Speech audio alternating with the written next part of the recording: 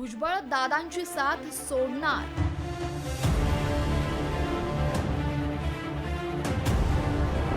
भुजबळांच्या बॅनर्सवरनं घड्याळ गायब.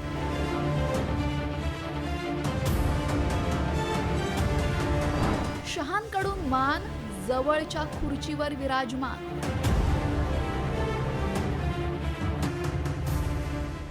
मंत्रिपदावरून डावललेले नाराज भुजबळ अजितदादांच्या राष्ट्रवादीपासून दिवसेंदिवस लांब जात असल्याचं दिसतंय.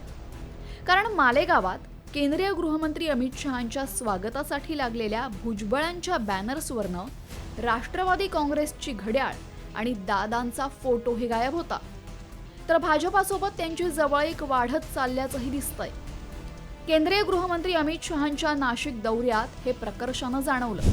मालेगावमध्ये झालेल्या सहकार परिषदेला केंद्रीय गृहमंत्री अमित शहांनी हजेरी लावली.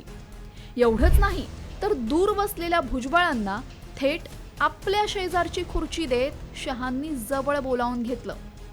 सभा सुरू असताना अमित शहा आणि छगन भुजबळांमध्ये सुरू असलेल्या गुफ्तगूंनी सुद्धा सगळ्यांचं लक्ष वेधून घेतलंय. शहा एवढ्यावरच थांबले नाहीत, तर छगन भुजबळांच्या आग्रहामुळेच आपण मालेगावच्या सहकार परिषदेला आल्याचं अमित शहांनी आवर्जून आपल्या भाषणात सांगितलं. तर भुजबळांनीही हा आपल्यासाठी मोठा सन्मानच असल्याची भावना व्यक्त केली आहे. एनडीए के वरिष्ठ नेता, नासिक के निवासी श्रीमान छगन भुजबल जी, जिनके निमंत्रण पर मैं आज यहाँ आया हूँ. अमित शहा साहेबांचं मोठेपण आहे की त्यांनी जे आहे लांब बसलेलो तुम्ही जवळ बसून घेतलं. त्याला मला विश्वास नव्हता की असं होऊ शकतं. भुजबळांना आधी राज्यसभेतून डावललं, त्यानंतर त्यांना मंत्रिपदापासून लांब ठेवलं. त्यामुळे नाराज झालेले भुजबळ भाजपात जाणार असल्याच्या चर्चांना उधाण आलंय.